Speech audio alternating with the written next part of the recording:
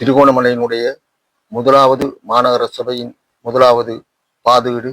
இன்று எங்களுடைய சபையிலே சமர்ப்பிக்கப்பட்டு அந்த பாதீடு 2 தடவைகள் வாசிப்புக்காக உறுப்பினர்களுக்கு சமர்ப்பிக்கப்பட்டு உறுப்பினர்கள் அனைவரும் பாதீடு சம்பந்தமாக விவாதித்து 2 தடவைகள் அந்த பாதீடு சம்பந்தமாக சகல விடயங்களையும் அலசி ஆராய்ந்து விவாதித்து அந்த பாதீட்டுக்கு 2 தடவை ஆதரவு தந்ததோடு இம்முறை இன்று அந்த பாதீடு இறுதி வடிவம் பெற்று சபையில் சமர்ப்பித்த போது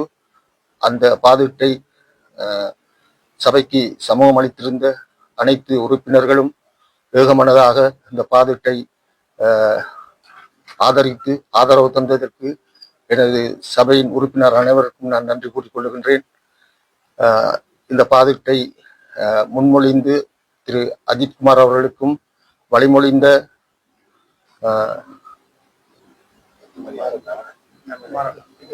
குமாரகுலசிங்கம் அவர்களுக்கும் வழிமொழிந்த குமாரகுலசிங்கத்தை தொடர்ந்து சபை ஏகமனதாக இந்த பாதீட்டுக்கு ஆதரவு வழங்கியதற்காக நான் நன்றி கூறுவதோடு பாதீட்டை தயாரித்த உத்தியோகத்தர் ஊழியர்கள் உறுப்பினர்கள் அவர்களுக்கும் எனது மனமார்ந்த நன்றியை நான் தெரிவித்துக் கொண்டு எதிர்வரும் காலங்களில் இந்த பாதீடு சம்பந்தமாக மக்களுக்கு ஒரு நன்மையான விடயம் நடைபெறும் என்பதை சபையிலே அனைவரும் கூறியிருந்தார்கள். உறுப்பினர்களுக்காக ஒதுக்கப்பட்ட நிதியின் மூலம்